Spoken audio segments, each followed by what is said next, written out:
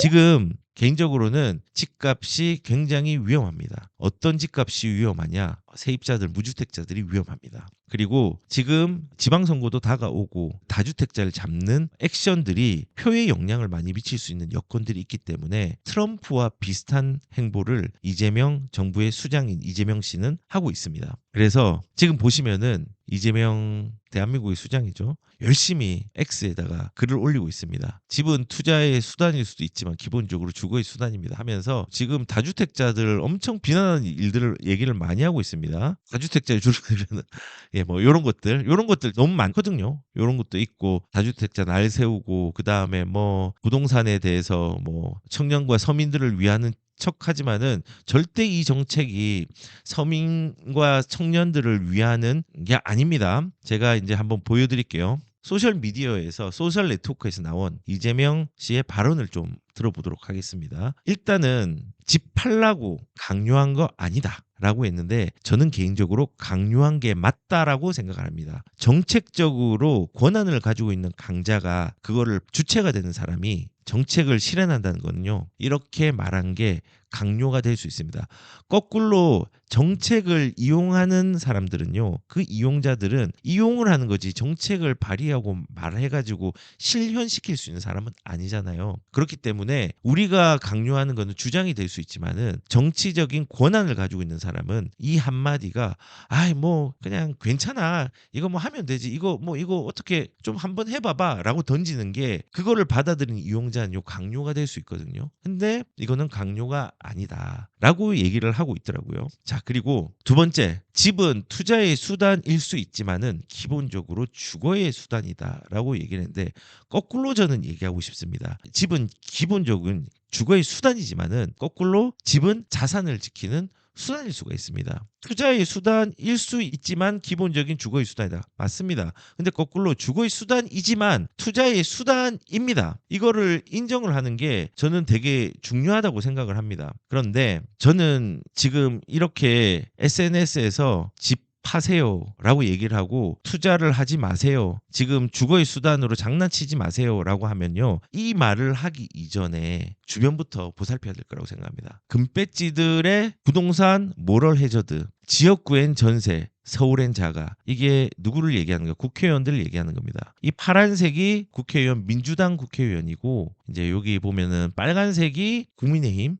이 가지고 있는 집들입니다. 근데 이 집은 지역구에 집이 없고 서울 수도권의 인기 지역에 있는 소유자 명단입니다. 총 83명입니다. 그리고 이 83명이 해당되는 비율은 30% 이상입니다. 33% 정도 되는 걸로 아는데 33.2%죠. 지금 정부에서는 비주거 지역에 대해서 투기니까 하지 마라 라고 얘기를 하지만은 정작 우리 거주 요건이 아닌 내 지역구에 집은 없어. 뭐 예를 들어 영천인데 집이 없어. 근데 서울엔 집이 있는 거예요.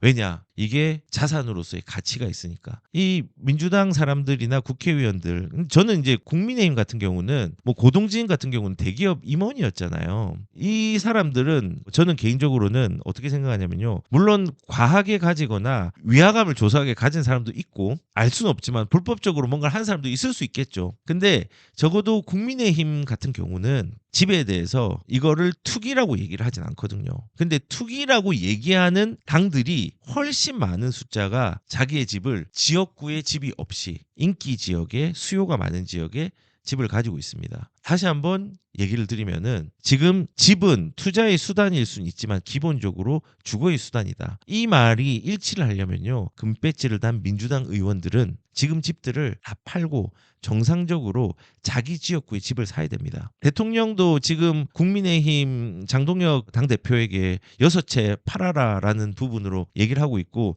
우리 집은 그래도 내가 거주용으로 할 거기 때문에 지금 비거주지만 나는 괜찮아라고 대통령도 얘기하고 있는데 그거는 사족으로 뭐 내가 얘기하지만 이거는 투자용이 아니야. 투자용이 맞죠. 근데 재건축 아파트고 이거 나중에 거기에 들어간다고 하면은 대통령 같은 경우는 경호를 해야 되잖아요. 그 경우 어떡할까? 그 입주민들이 엄청 불편할걸요. 나는 되고 다른 사람은 안 되는 거예요. 이거 말이 안 되죠 사실은. 자, 그래서 이렇게 지금 보시면 금배지들이 지역구에 있는 사람들 10명 중에 3명이 83명이죠. 수도권 서울에 보유한 걸로 나타났습니다. 저는 이 자산을 불리는 게 잘못 잘못이라고 얘기하고 싶지 않거든요. 부동산의 자산을 가진다는 것을 도덕적인 문제와 잣대로 프레임을 씌워가지고 그 프레임에 우리를 세뇌시키는 게 문제입니다. 뭐가 잘못됐습니까? 자산을 가지는 게. 그런데 우리는 가졌어. 근데 남들은 너희들은 가지면 안 돼. 라고 하는 게 잘못된 거 아닌가요? 차라리 가져라. 선택은 너희가 해라. 하지만 거기에 대해서 선택에 대해서 책임도 너희들이 열심히 가져라. 우리는 그거에 대해서 자유롭게 거래될 수 있도록 하겠다고 하는 게 저는 맞다고 봅니다. 그게 시장을 더 건전하게 만들거든요. 근데 너희는 하지 마라. 나는 할게. 나는 했어. 난 했으니까 너희는 하지 마. 나는 성을 쌓았어. 근데 우리 성에 너희는 들어오지 마. 라고 얘기하는 게 저는 납득이 되지 않습니다. 그리고 이러한 부분들은 부동산을 자산의 개념으로 가진다는 것은 도덕적 문제가 잣대를 기울이는 게 아니라 불법적이지 않은 자유로운 선택을 할 수 있도록 유도하는 게 더 중요하다고 생각을 합니다. 그래서 이런 식으로 얘기를 좀 했습니다. 그리고 투기, 투자용, 다주택은 사회의 문제를 유발한다라고 얘기를 했습니다. 그 X에서 나온 그 부동산 정책의 발언 요약입니다. 근데 다주택자가 사회적 문제를 유발한다? 무슨 문제를 유발한 거죠? 그러면 이제 따져보겠습니다. 집값이 올라서 위화감을 조성한다. 너희들은 많이 가지고 다른 사람들은 못 가지니까 이게 문제가 된다. 라고 이제 얘기를 한다고 하면은 저는 또 되묻고 싶습니다. 다주택자가 집값을 올렸냐에 대한 부분을 묻고 싶습니다. 근데 다주택자가 이미 줄었습니다. 3년 만에 최저치가 되고 똘똘한 한 채가 고착화되었습니다. 2025년도 기준으로 해서 다주택자의 지수는 점점 낮아졌고 지금은 훨씬 더 낮아졌습니다. 그런데 지금 2025년 7월, 8월, 10월, 11월, 12월, 1월, 2월까지 하면 더 적어졌습니다. 다주택자는. 토호제가 생기면서 더 급감을 했습니다. 그런데 토호제가 있으면서 가장 이 급감한 이 시기에 집값이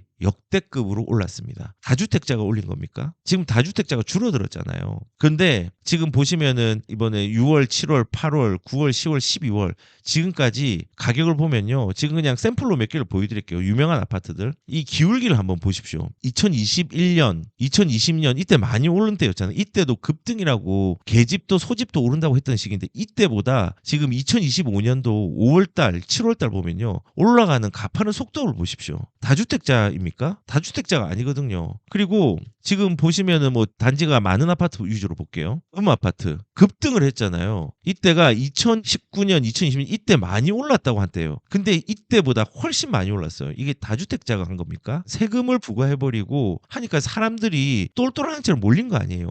취득세 12.4%까지 올려버리니까는 이렇게 올라간 거 아니에요. 그래서 저는 얘기를 좀 드리고 싶은 게 투기 투자용은 다주택자는 사회적 문제를 유발한 게 아니라 다주택자가 있어서 유발이 되지 않았던 사회 문제를 정책적 오류로 유발을 시켰다라고 저는 생각을 합니다. 자, 그리고 우선 다주택자들이 줄어들면 그만큼 무주택자들, 즉 임대 수요가 줄어든다. 이거는 주장을 했다. 이게 무리라고 얘기를 했죠. 그런데 주택 임대는 주거 문제의 국가적 중대성과 공공성을 고려해서 가급적 공공에서 맞는 것이 바람직할 것. X에서 나온 말입니다. 다주택 줄어들면은 집값이 올라가는 게라고 주장을 하니까 그래 그건 아니다. 근데 만약에 문제가 있으면 공공에서 맡아서 하는 게 바람직하다라고 얘기를 하는 겁니다. 야, 근데 저는 이렇게 생각을 합니다. 1000세대가 넘는 대단지 전세 매물 영권, 서울 아파트 전세 난 우려가 현실로. 네, 이건 다주택자가 줄어들었기 때문에 그런 게 맞습니다. 저는 맞다고 생각을 합니다. 전세 물량이 없어지고 있거든요. 정작 사회적 약자들이 피해를 보고 있습니다. 다주택자들이 줄어들면 그만큼 무주택자들이 임대 수요가 줄어들으니까는 집값이 올라간다라는 주장을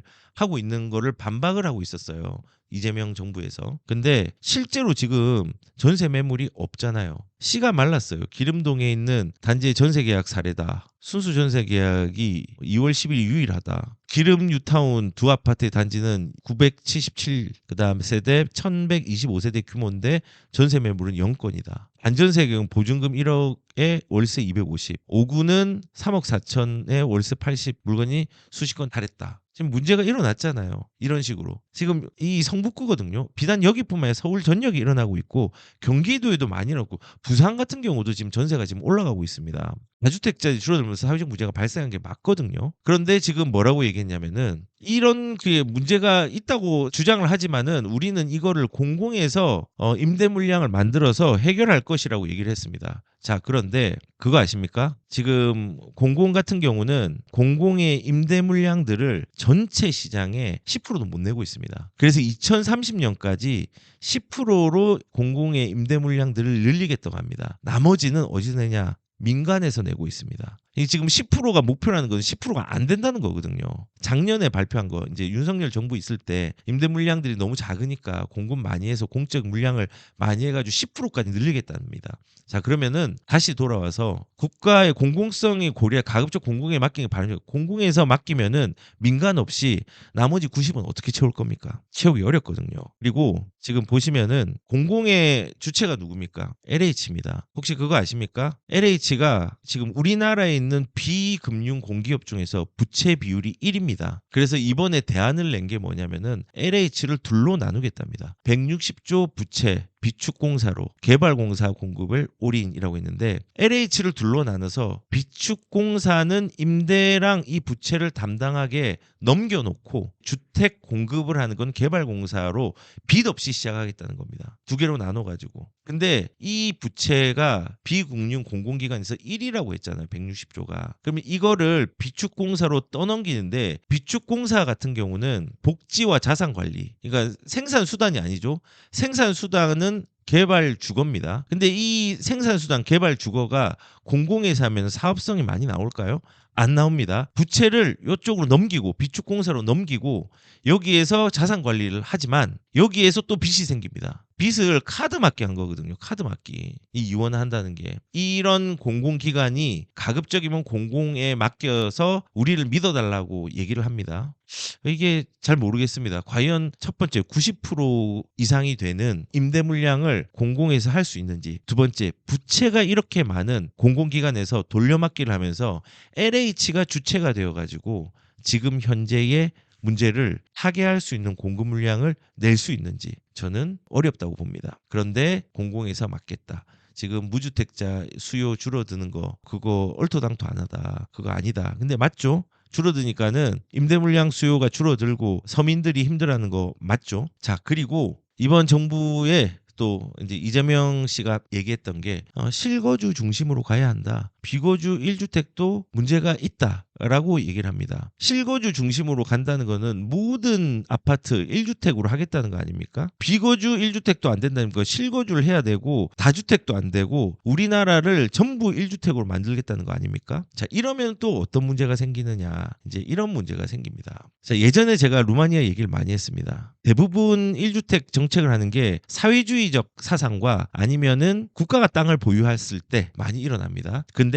자가 97% 가까이 갔던 루마니아의 역설, 어떤 역설일까요? 1주택을 했더니 사회 경제가 안 돌아갑니다. 그리고 이사를 함부로 못 합니다. 새로운 주거를 사야 되는 사회의 초년생들이 집을 못 삽니다. 그리고 경제도 안 돌아갑니다. 우리나라로 따지면 어떤 거냐면은 거의 100%에 가까운 자가 보유율이잖아요. 주택 보급률하고 자가 보유율하고 좀 차이가 있는데, 자가 보유율이 선진국도 미국이나 뭐 캐나다나 뭐 여러 선진국도 80%안 넘습니다. 70%대, 60%, 70%대 왔다 갔다 합니다. 우리나라는 50%대입니다. 58%인가? 60%가 조금 안 되는 걸 알고 있는데 50% 전후인가 모르겠는데 아무튼 50%대입니다. 자가 보유율이. 그러면은 우리나라의 자가 보유율이 이제 100%가 되는 순간 임차 물량이 없어지고 이 부분에 대해서 통제를 받게 되겠죠. 통제를 받는다는 게 자연스럽게 집 거래를 못하게 하니까는 사람들이 이제 이사도 못하고, 이사 업체 망하겠죠. 공인중개사 업체 망하겠죠. 가구 활성화 안 되겠죠. 그다음 법무사 등기 못 치겠죠.